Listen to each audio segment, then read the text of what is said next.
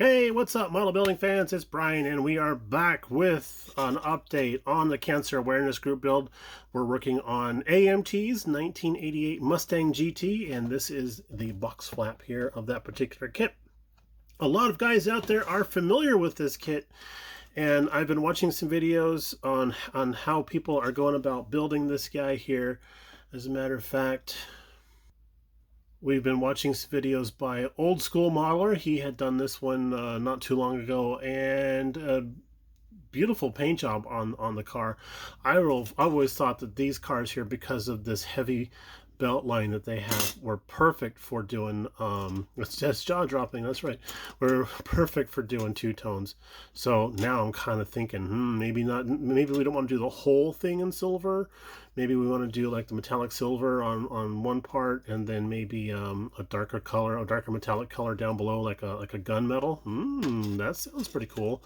I've seen a lot of these cars where an Old School had done his with a darker color on top, lighter color on the bottom. That seemed to be the flavor of the day for how they went about doing the color schemes on these guys here. It was either like a red with a silver down below, or a silver with a black down below, or super dark color down below. So or dark blue with a light silver down below. So now I'm thinking two-tone.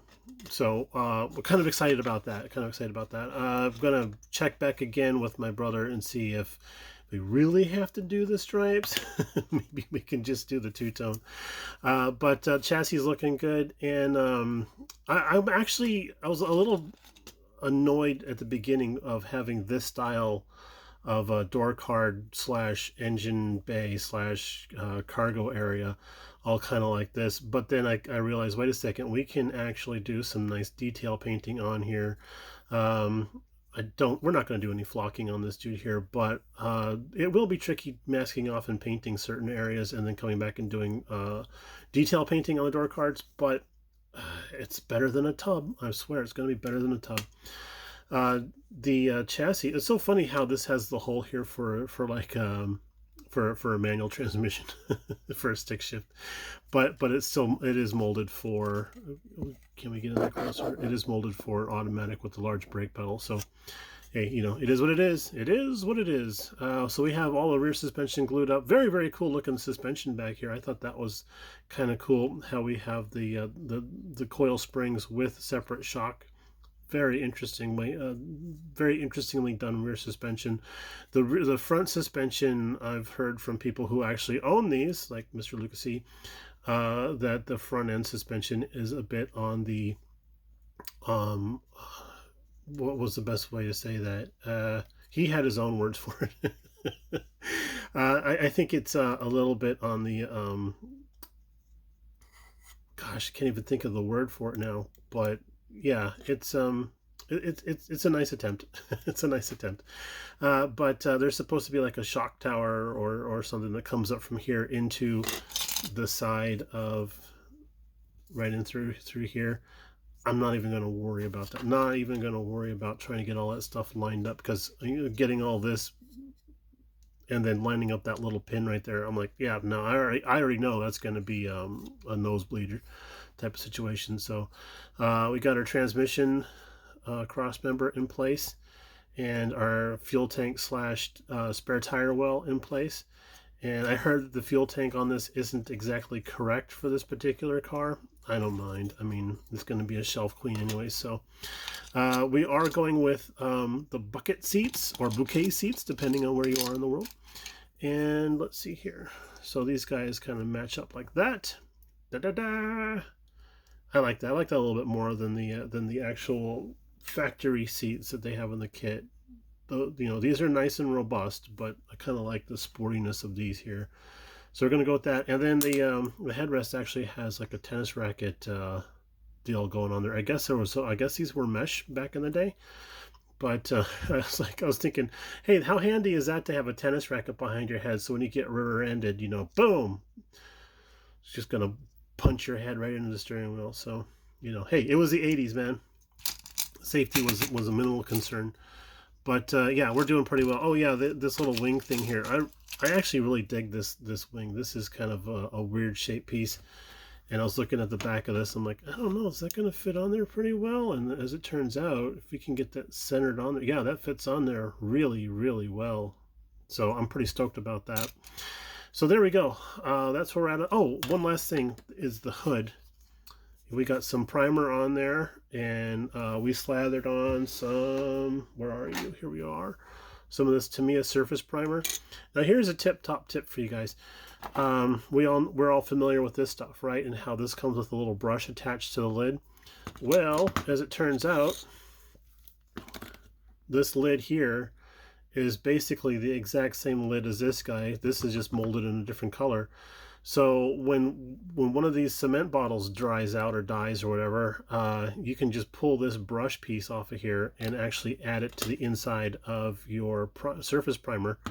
So you can actually brush that onto certain parts, and that's what I did. I have an old, oh, it's a little gummy. I should clean that up. There we go.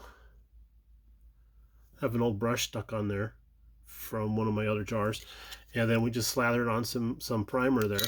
And what's kind of cool is this stuff is so thick that I would wager a guess that this is actually coming out on here to be around the thickness that a body shop would probably be putting their Bondo for doing their blocking and stuff like that. So, and that's what we plan to do is once this fully cures up, because it's only been on here for about half an hour.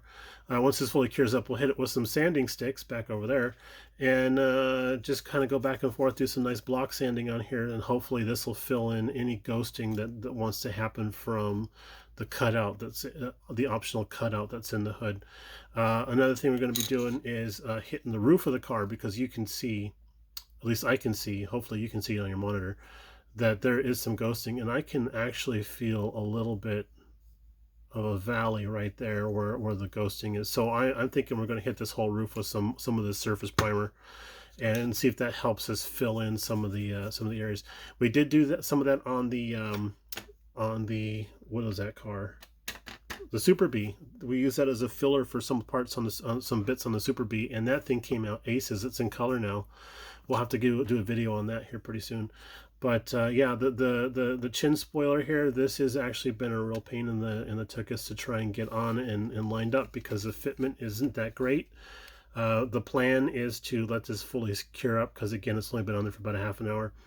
Let that fully cure up, and then we'll come back and get some thin pieces of styrene and stuff them up inside. We'll cement the heck out of it, put some styrene up in there, melt it all together, and then come back and sand and file it into shape so it's all one piece right through here. So that's the plan there. And then on the back side, we had put on the rear back fascia here, and that rear back fascia the rear bumper fascia back here, and the fitment's a little bit better, but we still had some gappage going on between the body and the spoiler area. So we came through with some of this stuff. This is Tulic fabric paint, and this stuff is pretty thick and it's kind of dimensional. So we came through and we squirted a nice stripe of that through there, and that's actually helping seal up the panel gap that's in there. We have a plan that if this doesn't want to stitch together very well, oh gosh, why are you focusing up there? Oh, maybe I'm just too close to the camera, I don't know. But yeah, so there's a big gap here, so we're gonna see if we can cement it that way, and if it doesn't go to plan, then we'll come along behind and squirt that stuff in. It works best if you do it from behind the seam area, because then the excess will just flow into that area there.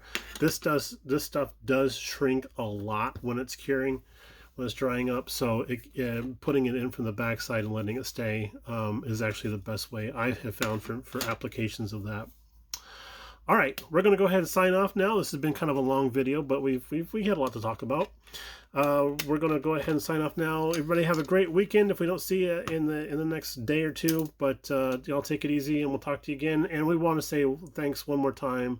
We understand there are hundreds of people out there doing model car videos, and they're all great quality stuff. So we're very, very pleased to see anybody who wants to watch our videos and spend time with us while we're goofing around with model cars. So thank you all for doing that. It's very, very touching to us. Okay, y'all, take it easy, and we'll talk to you again. Bye now.